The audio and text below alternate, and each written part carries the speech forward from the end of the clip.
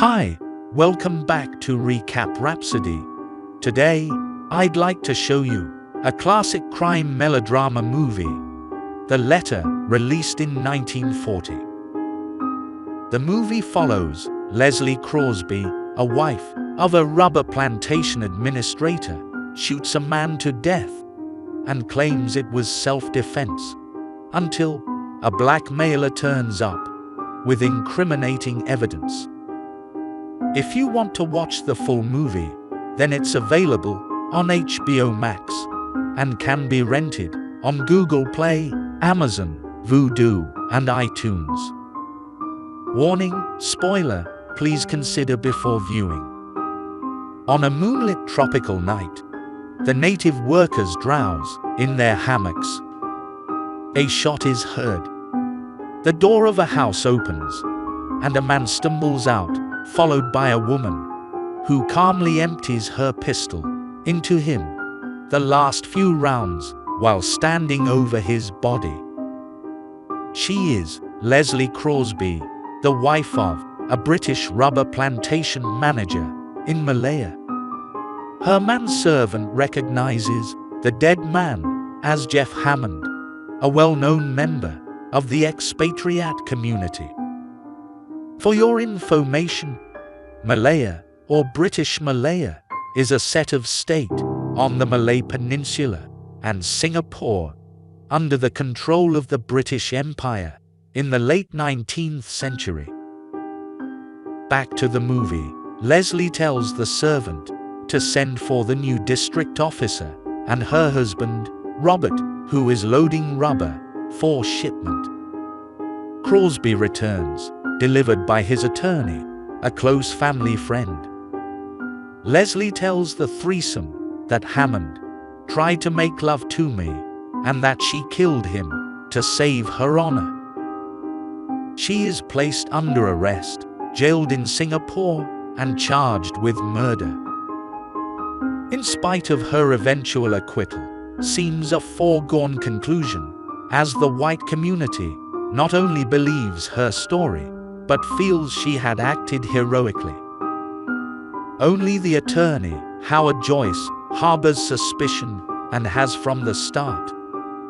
His concern is raised to alarm when his clerk, Ong Shai Seng, shortly tells him a letter exists that Leslie wrote to Hammond the day of the shooting, imploring him to come that night while Robert was away.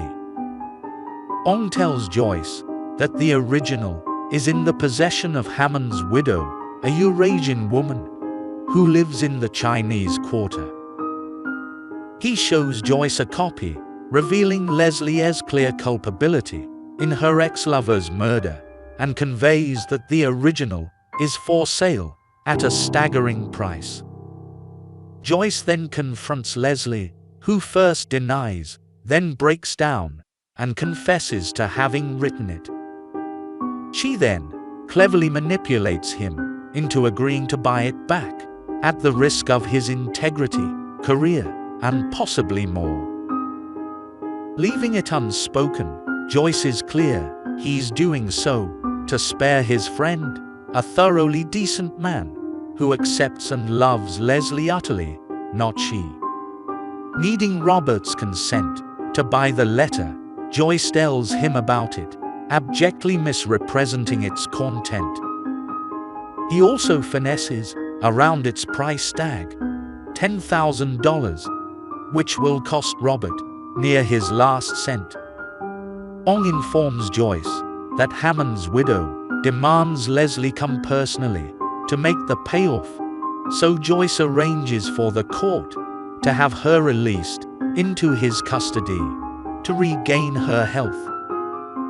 In the Chinese Quarter, Leslie is confronted by a frighteningly impassive woman, seething within her skin, who debases her rival by insisting the faithless murderess come get the letter from her, then throws it at her feet so that she must kowtow to pick it up. The evidence successfully suppressed, Joyce's masterful but halting closing argument secures Leslie's acquittal. In the aftermath of the trial, Robert announces to Leslie and Joyce that he plans to buy a rubber plantation in Sumatra to give him and Leslie a fresh start. It will require all his savings, plus a mortgage, but he can hardly contain his excitement. The collaborators are forced to reveal his dream is wholly impossible. When Robert hears the price paid for the letter, he demands to read it and is completely devastated to learn not merely that Leslie had lied about the killing, but had been shamelessly unfaithful with Hammond for years. As a party celebrating the acquittal gets underway, Leslie steps onto her porch and sees a dagger on the matting, recognizing it instantly as one of a matched set she had seen in the shop where the letter had been retrieved. Immediately aware of the implication, she nevertheless joins the festivities. Soon, she is in the arms of the district officer, still as clueless as the night of the shooting, loudly prattling on how brave she had been and proud he is of her as they dance past Robert at the bar. The words got the cuckold like a fish.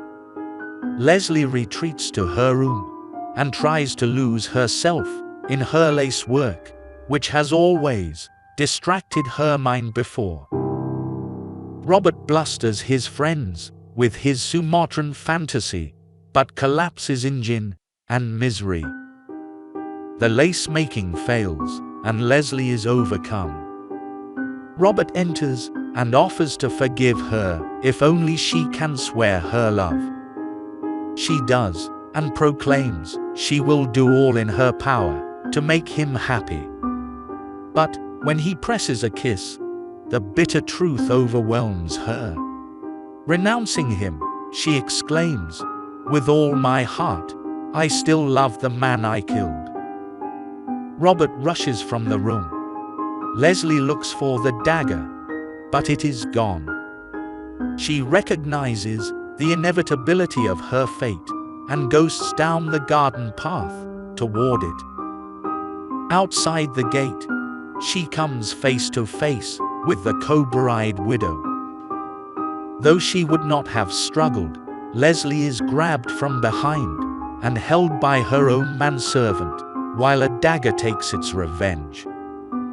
The two murderers attempt to slip away, but are stopped within steps by the flashlight of a policeman who leads them silently off. Video is over. Thanks for your times.